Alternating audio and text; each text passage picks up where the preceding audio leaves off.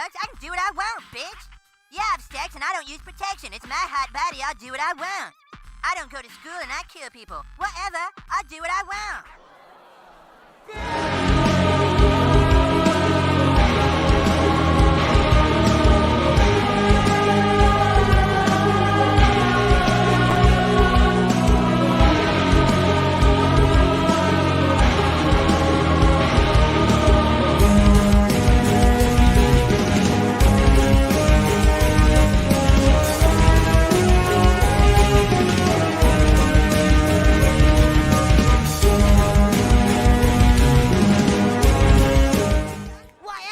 Do what I want. Good morning, good evening, good afternoon. Haven't seen you guys in a while. How y'all doing? Hopefully everybody came over on the redirect. Fuck knows if YouTube's doing what they're supposed to be doing. I'm not going to babble long because I just did. We're just going to play Tucker on Twitter. This is the gay stream. Yes, this is the gay stream. So this is his interview with the gentleman that supposedly both sold, let's say drugs because I don't remember, and supposedly had sexual relations with Barack Obama before Obama was president, I believe. So Tucker's doing a big interview on this one.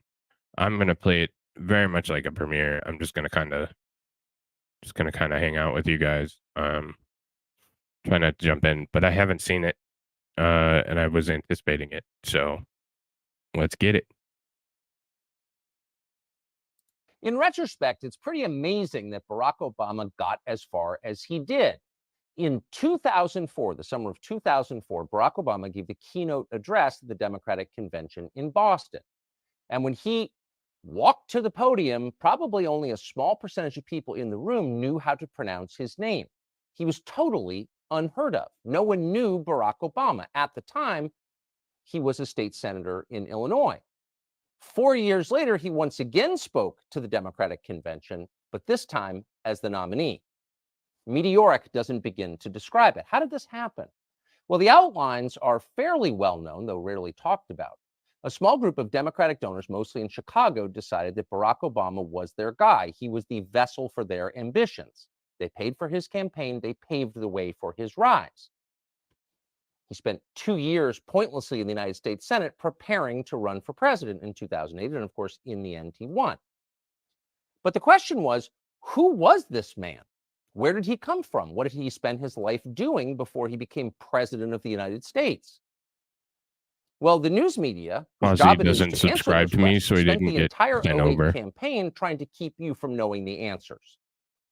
By election day, most Americans knew only one thing about Barack Obama, other than he was handsome and a good communicator: hope and change. But they knew nothing about him, his origins, what he believed, and legitimate questions about those facts were turned away, as they often are, with the claim, "That's a conspiracy theory. You're crazy. Shut up." One of the most interesting moments in the 2008 campaign occurred when a man, like Obama himself, came from out of nowhere to recount his experiences with Barack Obama, the man. His name was Larry Sinclair, and he told an amazing story. He said that in 1999, he had encountered Barack Obama in Illinois, had sex with Barack Obama, and then used cocaine with him. Sinclair went on to make these claims publicly at the National Press Club in Washington, to sign a sworn affidavit, and to take a lie detector test. But he was dismissed. In fact, he was attacked. Obama shills like Ben Smith of Politico batted the claims out without refuting them. They're absurd. And the rest of the media followed suit. But the claims weren't absurd. We're not claiming they're true, but they were certainly credible. This was a firsthand account of Barack Obama's behavior by someone who was willing to sign a sworn affidavit to that effect. So the question is, whatever happened to Larry Sinclair? What's his life been like since? That's an interesting story. It turns out Larry Sinclair is still alive. He lives in Mexico.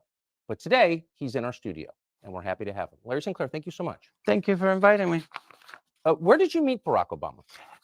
It was by accident. I was in the Chicago area in '99 for Lee Duke's graduation from the Naval Academy. Who's Lee Duke? He's basically my godson. Okay. I had hired a limousine I'm service. sorry to interrupt. Did you live in Chicago then? No, no, I was actually living in Colorado. I had flown in the night before. Okay. So had hired a limousine service, had made the driver aware that if Lee couldn't leave the base, because once they graduate, some of them actually get their assignments and they're shipping out and they can't leave the base, that I was still interested in going out. And had asked the driver if he knew anybody that was available that might want to show me, Chicago. And he said he did. So Well, who was the driver? his name was Jameer Multani. It was with 5-star limo.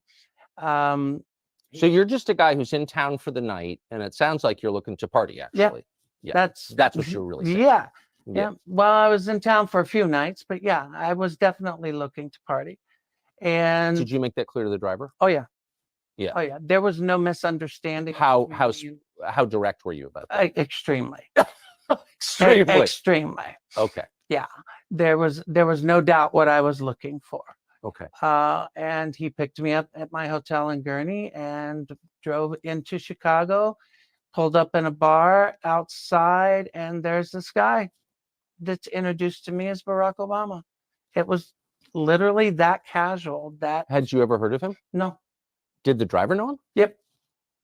The driver definitely knew him because the driver said that he was a friend. Interesting. How would the driver be friends with Barack Obama? I only found out later, dealing with a reporter from Bloomberg News, that apparently the limousine company had been doing business with Tony Resco, that at the time was somehow affiliated was with in Barack Obama's Obama. orbit. Yeah. Yes. Yeah. Interesting. So he knew Barack Obama, and in his view, Barack Obama liked the same kind of partying you were looking for. Yep. Okay. So sex and drugs, in other words. The sex part I wasn't so sure about until, of course, you make your move, but it became obvious very quick. The coke part I thought was interesting because of the way that I had brought it up. So I'm stepping on your story. So you pull up, and I apologize. So you pull up to this bar. The driver is basically scouting some dude for you to hang out with. Correct. There's this guy, Barack Obama. Have you ever heard of Barack Obama? Never. Okay. Never. We're having drinks. I mentioned the fact that I could use something to wake up. I was extremely exhausted. So you went into the bar? Yes, sir. What kind of bar was it? I'm trying to remember. I've been trying to remember the name. I know that the glasses had 3 X's on them, because I remember taking one home for a friend of mine. But I mean, generally characterize it. Was it working class bar, no, gay it was bar, upscale, strip bar? It was upscale, quiet. Wasn't really that really didn't have a lot of energy to it. It was more relaxed, more like a lounge as opposed to somewhere where people would go and get loud and crazy. Yeah. Which made it easier to talk. But like I said, when I brought up the fact that I could use something to wake up, he immediately knew what I was referring to, had made it clear that I was looking for coke, and I really was, and had made the suggestion that he knew where we could get it, and we left to go get it. Interesting. Did he say what he did for a living? Nope. I had no idea that he was a representative in the Illinois House. I had no idea he was in politics. I just knew that he was supposedly married and at the time was going through some issues with the marriage. He said that? That was made clear. Yeah. Huh. Did he say what kind of issues? No. Do you remember? No. So you said, I'm looking for someone to wake up. He knows you're referring to cocaine. I know where to get it. What happens next? We get back in the limo. The driver takes us wherever it is that Barack had instructed him to take us. I had given Barack $250 to pay for coke. He gets out, comes back. I start putting a line on a CD tray to snort. And you're in the limo. Yep. Driving or parked? No, the driver's driving. Yep. I start to put a line on a CD tray, And I just happened to notice that he pulls something else out of his pocket. And next thing I know, he's got a little pipe and he's smoking. So I don't have an issue with it. I mean, some people smoke, some people snort. Smoking the cocaine. Yes. So as I'm doing a line, I just start. This is the part where you kind of make your move to see where things are going. So I just started rubbing my hand along his thigh to see where it was going, and it went the direction I had intended it to go. So the night became somewhat active sexually and drug-wise in the limo. So you hit on him.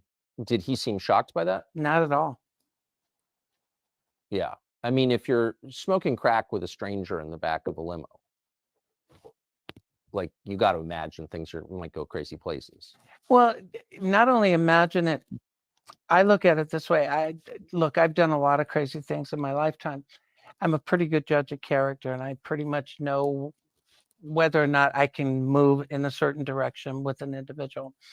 I didn't feel that I was going in the wrong direction. I just wasn't so sure how much I could trust the individual Right. at first. And that was probably one of my bigger concerns. But the fact that I was already becoming somewhat buzzed, you kind of throw caution to the wind. Wait, you don't weren't sure know you if could you can trust the trust individual your with something. random gay hookup? When you meet someone out of the blue and you go to a level that you're doing drugs with, or you're giving money to purchase drugs, or even for sexual activity, you have to be sure that you can trust them. And when I say trust, I mean that you're not going to end up being robbed, or that you're not going to end up having a knife stuck into you, Right. From one direction or another, or that you're not going to pull up somewhere and all of a sudden the car door is going to open and you got 5 people pulling you out of it. Totally. That's what I mean when I say trust someone. And you've been around at this point in your life, big time. Yeah. Right. So probably not your first time in a situation like this. Not at all. And that's why I said I pretty much know where I can go and Yeah. at what point. So you start rubbing his leg, and I think, I'll just be totally blunt with you, like, a man who's not into gay sex would be like, whoa, settle down. Trust me, if it was something that you were not interested in, Yeah. and you're right, I've had guys that I read wrong that would literally try to break your hand. For sure. If you went in that route. So it's not like this was something that he wasn't into. It's not something that he was shocked by.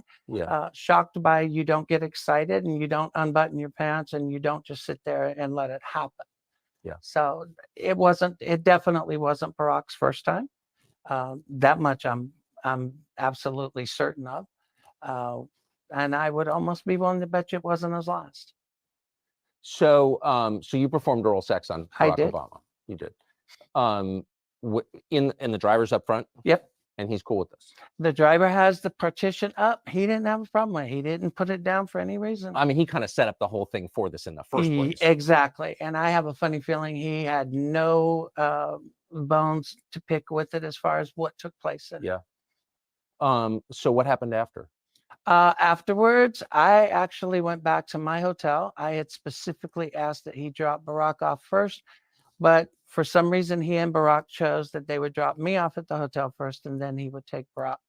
So Barack actually made the drive out to Gurnee, which is a suburb outside of Chicago, to the hotel for me to be dropped off. What hotel was that? It was the Comfort Inn in Gurnee. Ooh, that sounds depressing. Well, you have to remember it was 99. Yeah. No, and it was close to the Great Lakes Naval facilities. Yeah. But I got dropped off. They left. The next day was somewhat interesting because he ends up showing up at my hotel room, which I thought was somewhat weird, but he wanted some more. Mm-hmm.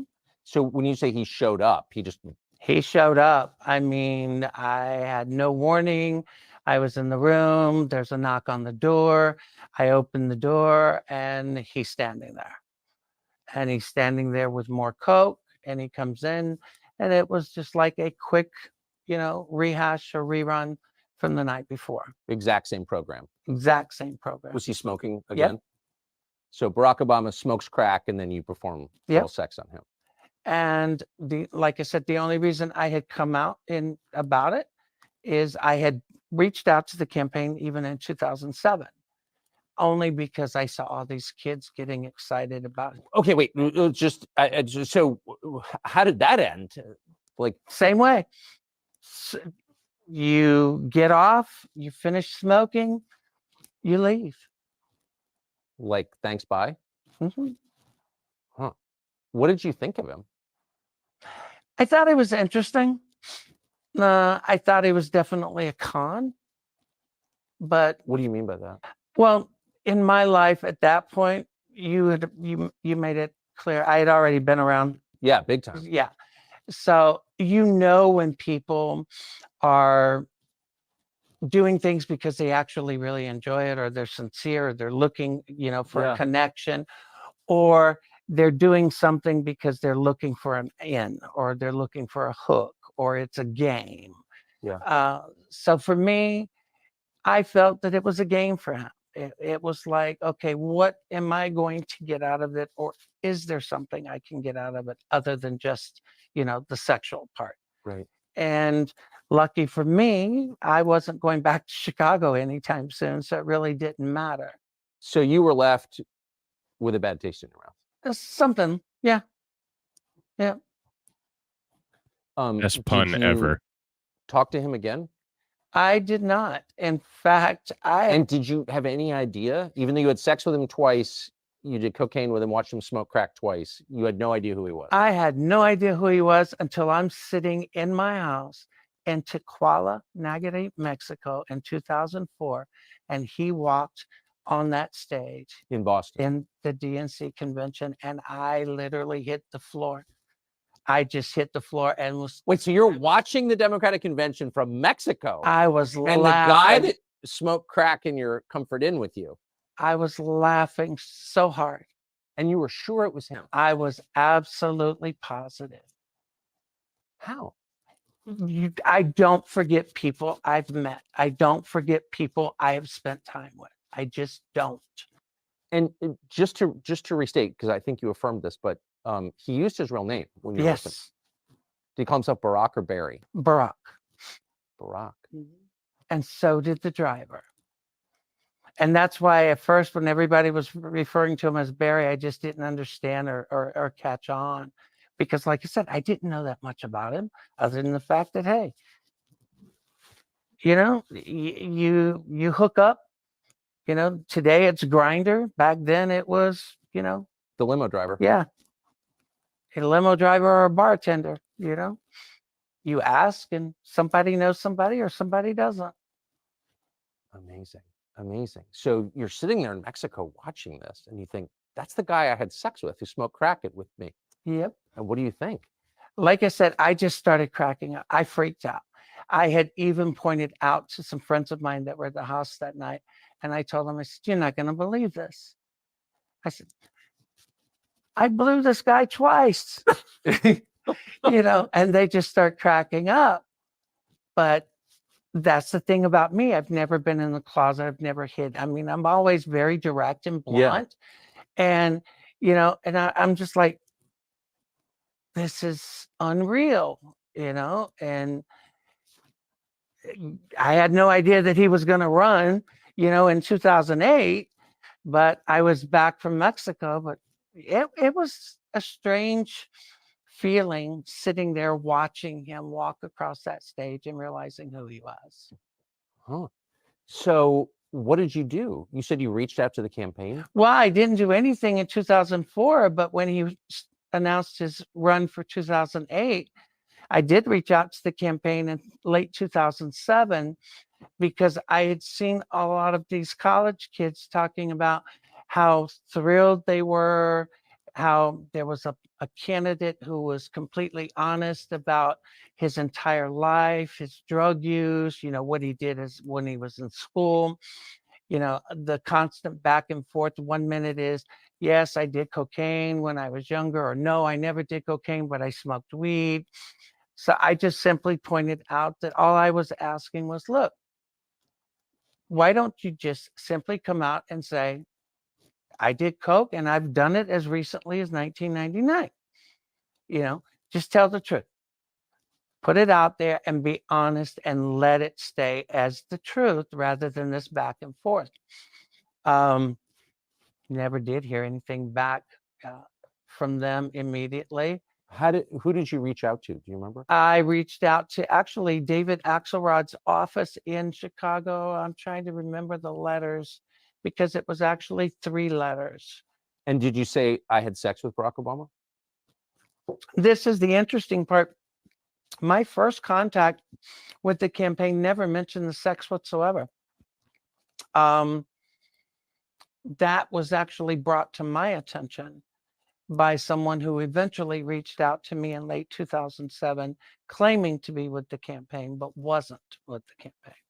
What do you mean that was pointed out to you? So you never told I anyone in the never, Obama campaign you'd had sex with Barack not Obama? in 2007, no. Interesting. But they knew? Yep.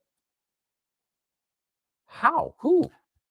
Well, that's weird. I'm assuming Barack himself, because the phone calls that I got in late 2007 came from a gentleman that I have repeatedly identified as Donald Young.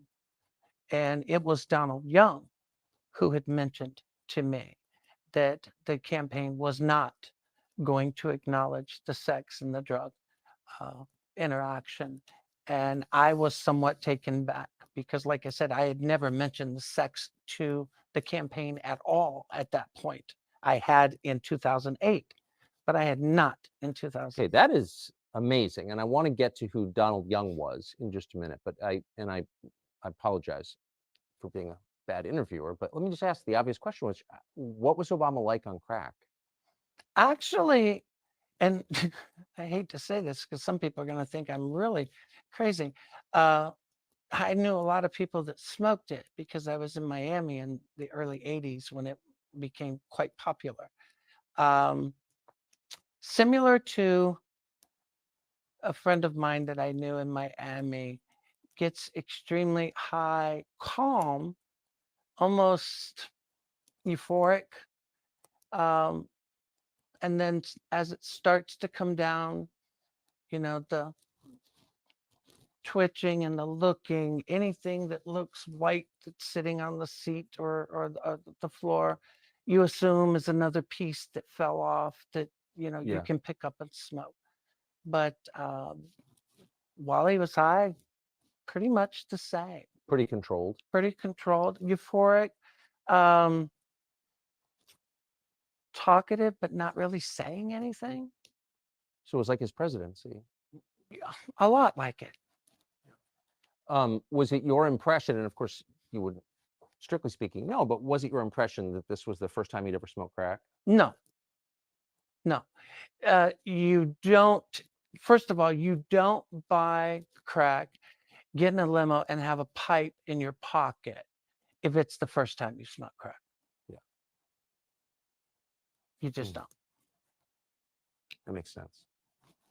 So I've read about your story to the extent it's been written about, not very much. But I'd never read that Donald Young, this man Donald Young, called you and told you that he knew you'd had sex with Barack Obama. That was the contact in late 2007 that I had that originally came under the guise that they were part of the Obama campaign. So who was Donald Young? Donald Young is a choir director and a school teacher. He was the choir director at Jeremiah Wright's church in Chicago, the same church that Barack Obama went to. He was also a very openly gay Black man, but very well respected. Did you know him? I had never met him.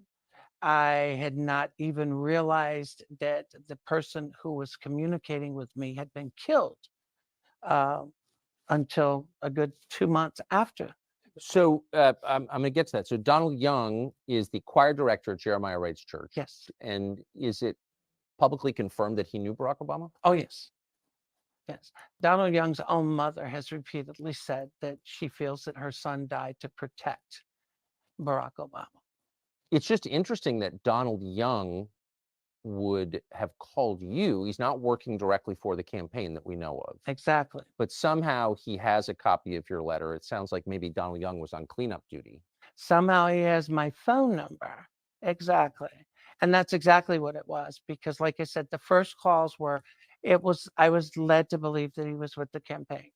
The last conversation that I'd had with Donald Young, he had actually come clean and said that he had been asked to call me and that his job was to get as much information from me as far as who I had spoken to, who I had given any information to, and to get that to them. He had told me to be careful, to watch myself, and to understand that the Barack Obama campaign was not in any way, shape, or form going to acknowledge anything or come out about anything. And he had made it clear that he had known Barack for quite some time and had had an intimate relationship with Barack for quite some time. He told you that. Yep. And that's when I knew that I could at least trust what I was being told. Originally, I had made it clear I didn't feel comfortable with the phone call because something just didn't seem right. But after a couple of calls, it started to all fall into place. And I had said the same thing to myself. Wait, so you didn't know Donald Young existed? Nope. It sounds like you're not very political anyway. You weren't. I wasn't at the time. And you were just annoyed that Obama was talking about cocaine and lying about it. I was extremely annoyed. But the sex part had nothing to do with it. No. Then Donald Young, who you don't know, never heard of, calls up and says, by the way, I know you had sex with Barack Obama. I did too. Yep. Pretty much. I mean, this is a longer conversation, which we're gonna have in a minute, but I mean, Damn. Obama has a wife and kids, and he's telling America what a great family man he is. Is that, or maybe you've seen this a lot? What do you think of that? Well, in 2008, I made it clear that Obama was having marital problems in 99, and everybody in the world said that I was crazy, didn't know what I was talking about. And yet, what was it, 6 months ago, Barack Obama comes out and tells the world that exactly what I said was the truth. In 1999, he and Michelle came very close to divorce. Really. 15 years later, what I say is the truth, but 15 years earlier, I'm a liar and a fraud. It's interesting how things eventually come out. But yes, believe me, I've known guys that were completely happily married that will screw around with another man on a weekly basis and think nothing of it.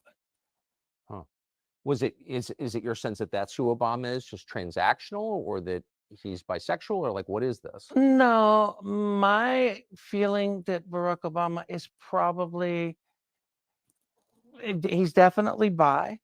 I think there is a lot of transactional qualities to him, because I think whatever he does, it is looking for a hook or looking for a benefit. That's consistent with his public persona too, I would say. So Donald Young calls you. You actually end up, sounds like you kind of like and trust Donald Young. I did. Did he say how long he'd had a relationship with? He had just said that they had been intimate for years. Intimate for years. And what happened to Donald Young? Donald Young was shot dead in his apartment, second floor in Chicago, Illinois. I think it was December 23rd of 2007. According to the police report and the death certificate, multiple gunshot wounds, close range, no forced entry, second floor apartment, yet not a single resident in the building heard a single shot, but yet they can hear every shot that's fired in the street outside. Jeremiah Wright announces that Donald Young's dead earlier that morning, even before it was announced, even before he was declared dead. I mean, a lot of it just didn't make sense. This is all public, and you can Yep. look this up, and it's still on the internet. Tell us about Donald Young's mother. Norma Jean Young actually is a former Chicago Police Department employee. Really? Really. She had worked for the Chicago PD. I had spoken with his sister Lorraine shortly after I realized that he was the gentleman I'll that take I all had the been soap you speaking got. with. Especially if There it's were dropped in the people at shower. the time that were attempting to have Lorraine and other members of Donald's family file criminal complaints against me with Chicago because they wanted me arrested. They were trying to get the family to say that I was trying to con them or something. To my knowledge, they never did any such thing. But at the same time, I continue to respect Lorraine and the rest of the family. But Mrs. Young had finally come out and told David Nelson, who was a reporter that I knew out of Minnesota, that she was convinced that Donald had been killed, that his death was to protect his friend Obama. And she confirmed that they had, in fact, been extremely close for years. I mean, did she confirm that they'd had sex, Obama and Donald Young? Her confirmation wasn't referencing, or she did not specifically haven't say used that it, they were Obama, sexually but- involved. She just simply Well, said they define had use been it. intimate friends for years. But she believed the Obama campaign was She- responsible. She believed that his death was due to protecting Barack Obama. And I made the same argument that people said, well, how are you accusing Barack? I said, I'm not accusing Barack of anything. But I said, I'm willing to bet my life that Barack Obama and Jeremiah Wright both know or have knowledge of who killed Donald Young. There is no doubt in my mind about that. Well, this was a guy who was clearly going to be the next leader of the world. You know, people kill each other over insurance claims, over bar fights. There's a lot at stake here. I have no knowledge of this. I'm not alleging a murder by the Obama campaign or its allies, but it's not. It's not a crazy thing to wonder, obviously. No, and the only thing after I realized what had happened with Donald Young, the only thing I'd ever asked was the same thing that I had done. And I said, you know, if you want to accuse me of being crazy, you know, release your phone records.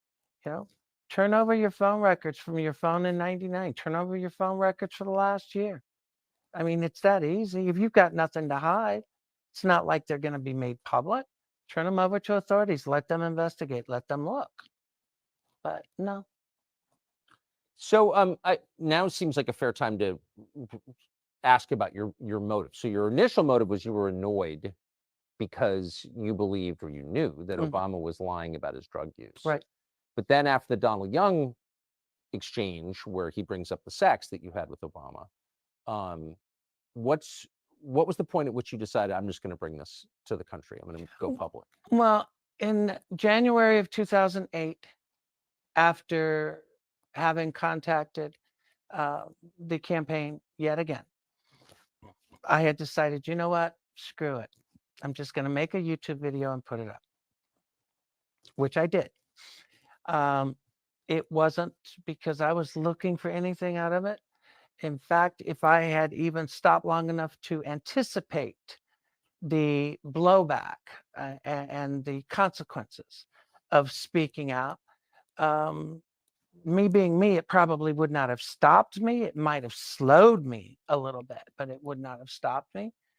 But I figured if you're going to call him out, you can't call him out on part of it. And people said, well, why didn't you just talk about the drug use and leave the sex out? And I said, because if I said he just used drugs and then you found out later it was drugs and sex, you would accuse me of lying because I didn't mention the sex. So my opinion was, if you're going to tell the story, then you tell the whole story and let the chips fall where they may. So that's exactly what I did. And so you made a YouTube video. By the way, I looked for it last night. I couldn't find it. That's because YouTube gave access to my account to someone shortly after the polygraph test. And I was never given access back to it before the video was actually deleted. Are you serious? Oh, yeah. YouTube gave access to the account and the video was deleted. Microsoft gave access to my Hotmail account and all of my emails were circulating the internet, and vacation replies were set up on my email telling people that I was busy giving blowjobs and would get back with them when I was done. And oh yeah, Man, they wanted Obama to be president. yep. And they wanted me to be the biggest fraud and nutcase that ever existed. So I got to ask you, I mean, I wasn't there. I can only assess what you're Mhm. saying. I don't see any obvious motive for you for gain, financial gain. You're not going to get rich doing this. And in fact, you haven't. You've gotten impoverished as a result of it. But like, if I'm a reporter, well, I was a reporter at the time. I remember thinking, well, that's an interesting story. But it seemed like nobody in the media wanted to follow up with you. And some people, like Ben Smith at Politico, who's a liar and a shill posing as a journalist, I reread the piece last night that he wrote saying, oh, it's ridiculous. Right off the first graph, it's ridiculous, these claims. Well, I think I have an answer for why a lot of reporters did not want to follow up.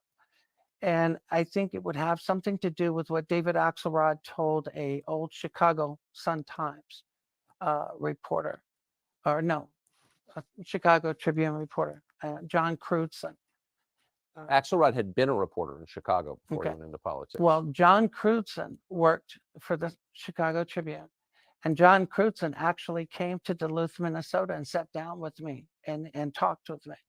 And John Crutzen had told me point blank that before he had flown out, that he had spoken to Axelrod, and that Axelrod had told him that they were aware of who I was, and that it was their intentions to destroy me, and that if any reporter had mentioned me to them, they would be completely cut off, and that outlet would be completely cut off from access to the Obama campaign for the duration of the year.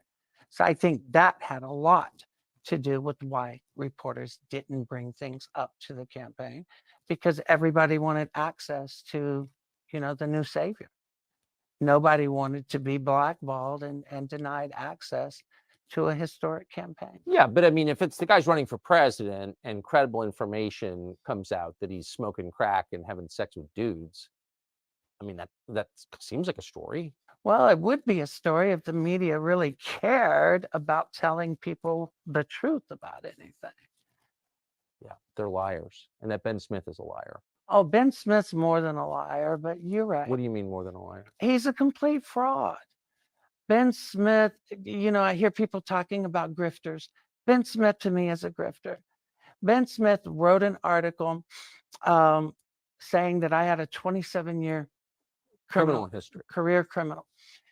And the funny thing is if you look my criminal history up, which I've published myself and provided from day one, my criminal history goes from 1980 to 1986. And everything I've ever done, I've owned it. I've never wasted taxpayer money. And any sentence I've ever been given, I've served. But he also said that I was a fugitive, that I was avoiding prosecution. I was trying to prevent from going to jail. None of that was true. But the media ran with it. Even Greta linked to it and said that people asked me why I would not interview Larry Sinclair. This is why. And she linked to Ben Smith's article. And notice his article was published right when I was preparing to do the press conference at the National Press Club. But hey, the National Press Club, so-called beacon for freedom of the press, they were just as involved in trying to keep the story from ever being. It's interesting. I watched the other night, I watched your entire National Press Club appearance, and in it, you detail your intersections with law enforcement exhaustively. Yep. Every time you've been arrested, you explain it. Every time you've done time, you explain it. So you didn't, from what I could tell, hide your past. No, why? You can't. I mean, I've never hidden my past in regular everyday life. Why would I hide it in something like this? So, I mean, you're the only person on this set who's had sex with Barack Obama. So I think you're, I don't know, expert on Obama, but you know more than most people. What's your assessment of him now? I think he's the same grifter that he's always been. I think he's still very power hungry. I think Obama is calling the shots in the current Biden administration Clearly. more than people are willing to admit. I think Obama is hell bent. I had made a statement during that press conference that I felt that Barack Obama being elected was going to push race relations in this country backwards 50 years. I am absolutely positive I was Yes, I think you've been vindicated on that. because race relations in this country has not only gotten pushed back, but everything's about race now. Everything is about victimization now. It's interesting though. Yeah, he's obviously a race hater, very anti-white, but he had sex with a white man. So you have to ask, like, is that real? Oh, for him, of course. I would be willing to bet you I'm not the only white person he's ever had sex with, or male anybody. Yeah. But hey, he's got what he wanted. You know, he is in DC. He's living the life. He's still looked upon as being the savior of the country. You know, and sadly, people are still giving him that power. And I think it's going eventually to be to the detriment of. Can I just ask you one last question? How did you? I'm just thinking about it. It's very insightful because I knew a lot of people who weren't liberal who voted for Obama purely on the race question, and they weren't all self-hating, guilty whites. They were like nice, normal people who wanted to see race relations improve, and that really was the core promise of his campaign. And a lot of people bought it. A lot of smart people bought it, and I saw why they bought it. But you didn't buy it. How did you know that? I grew up in South Carolina in the 1960s and 70s. Okay. I've been gay and knew I was gay since 6 years old. Never hid it. Okay. Yeah. I grew up in rural South Carolina. And my first job as a kid was cropping tobacco for a family by the name of Rose that were a Black family living across the road from my grandparents. So I grew up as a kid, a gay kid, in an era and an area that would get you killed being gay just as quick as you could be hanging being Black. So I actually knew the other side of the track before I knew that I was supposed to act like I was above this or above that. I've watched it my whole life. I know when someone plays, when it comes to acting like they're one way and then in reality they're the biggest racists or bigots alive on both sides. Okay. I knew because he was saying one thing in the campaign, and then if people started to actually listen to what he was saying, remember there was a time when he actually told supporters to show up at a fight with a knife, get in people's face, argue with them if they didn't agree to support him, if they didn't agree to vote for him, argue with them, convince them. Come on. You don't make statements like that and tell me that you're not going to make things about race.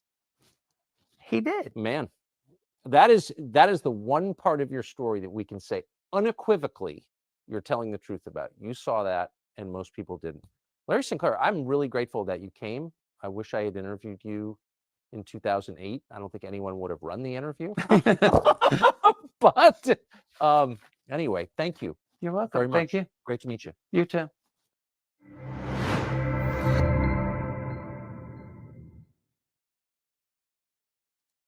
So that was it. So here's my quick synopsis. I think he's putting himself at great he's putting himself in a shitty spot. But my 51 was leaning heavily, maybe more like a 53-47, leaning in to I trusted him. And then and I don't doubt that some of it may be true. I think it might be a half truth is what I've come to realize. Because when he started talking about Obama's still running the country, we can believe that. And I'm not saying whether I do or don't, but I think it's interesting that he came up with such a kind of a right-wing statement. Something so boldly political when it didn't seem like he was a political individual prior to that statement and anything that he had said. So that seemed like it was either put in to help himself in the conservative community as a talking point, or maybe it wasn't. The one thing I can agree with is my good buddy Josh Chandler there. I think the problem is that we don't know if he's telling the truth or not. I think that truth is stranger than fiction. And I think that we are in such a place in this country where we cannot discern what is true and what is not about getting blown by a weird gay guy in a shitty motel in Chicago while doing crack. Also, the inconsistency with crack and cocaine. I guess you could call it crack cocaine, but anybody who's doing it is not going to call crack coke. So there's that too. That kind of. So I guess what I'm saying is I'm going to be a fence sitter here, and hopefully Digger has some of that soap left over so it goes in nice and smooth and it doesn't hurt. But I'm going to be a fence sitter on this one because I don't know. I think that he might have had some kind of interaction with Barack Obama. Do I think that he had sex in the hotel room? I don't know that I'm willing to go that far with it. I don't know. So maybe not. I don't know. I'm interested to see what you guys think, but I wanted to kind of give my piece before. But I really do think Josh hit the nail on the head with the bad part is that we have no idea whether he's telling the truth or not, and that we have to sit here and wonder if he is, if it is a political hit job, or it is something where somebody's trying to write a book and get famous, or it is something where they're trying to damage him because he's associated with Tool and so on and so forth. And yeah, so I think there's a lot of levels to this, but that's probably by far the most impactful, is that we don't know, and that we'll never know. And it's yet another point of contention. It's yet another sticking point. It's yet another point where half the people are going to believe it as gospel and the other half are going to hate the other side for believing it and say that it was just a hit job that he's making up. So if I were Tucker and wanted people to take it seriously, I wouldn't have gotten to the race situation. I wouldn't have gotten to the obvious political pandering that went on, let's call it, to be nice. But that's just me. I know he's trying to do a show, and I don't know that I trust Tucker outright anyways. So he did work for Fox. I think he's trying to make his way back, but he was, just seems like shiny keys for the right. Yeah, that's what I'm afraid of. Exactly. Dude said he smoked coke out of a pipe, which is ridiculous unless Brock had crack on him. That didn't happen. Yeah, and then at the near the end of it, if you caught it, Tucker did clarify that, and he said, "Oh, he started saying crack." So, and it's a national TV interview. This guy doesn't seem like a well-rounded speaker. It could have been he was nervous and just said the first thing that came to his mind.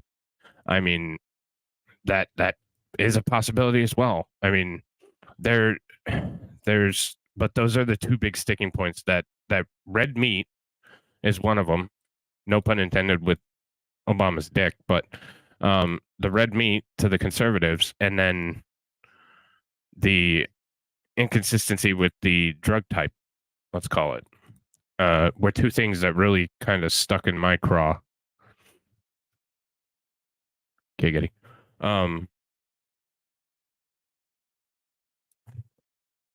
Well, we know it will fit in yours. What's up, Gemstone? I thought them were okay with being gay. Yeah, I mean, they are, unless it's. See, we'll have to. Digger, I'll put together a hierarchy of wokeonomics. What means the most? Is it race? Is it religion? Is it sexual orientation?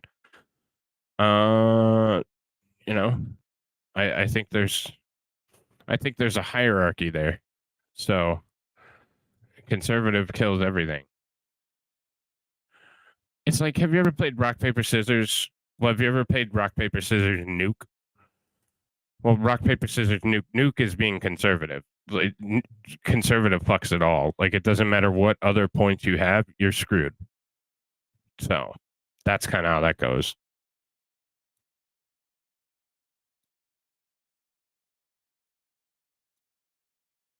Yeah. Mm-hmm. Yeah, that just doesn't seem like it would. Maybe. We'll see when I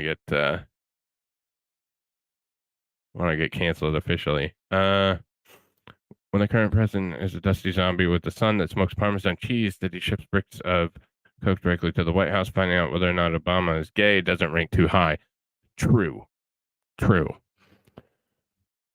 Okay, so that's the even bigger question. Did Barry have sex with Hunter?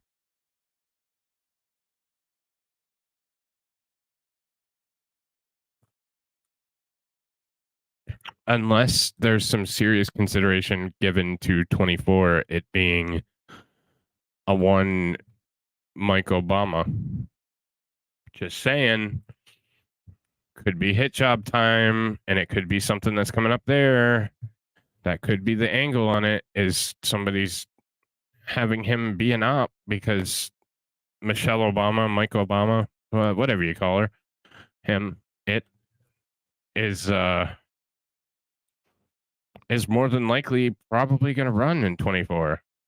I mean, we're getting to that season, so maybe it's a discreditation to get her to step all away from politics completely. I don't know. Could be. Stranger things have happened in the political sphere where that wouldn't be way out of left field to have a hit piece come out this soon. So, did you see that guy though? You saw that guy, right? That just did the interview.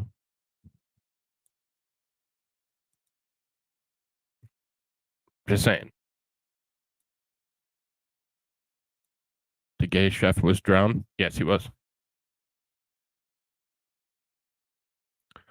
Well, that's true too, but I think he'd stick his dick in anything, honestly. Maybe. Oh, shit. I was thinking it as soon as I read it. I was like, holy shit, it might be. The Obama administration might have paid for it so she could distance from Barry. Huh. That's an interesting thought pattern, isn't it? I don't know. Maybe you're onto something. Exactly.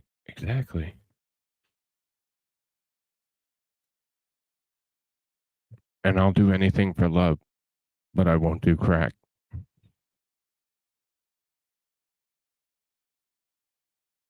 But, ladies and gentlemen, thank you for coming to both streams. I really appreciate it. I enjoyed having you. That was an interesting interview. It was certainly interesting. I don't know I can say that we got much more of it than that, but it was interesting. So, that's going to be it for me. That's going to be it for me tonight. Thank you all for stopping by. We'll catch up on news tomorrow, and yeah, that's where we're at. So have a good night, and I will talk to you all soon.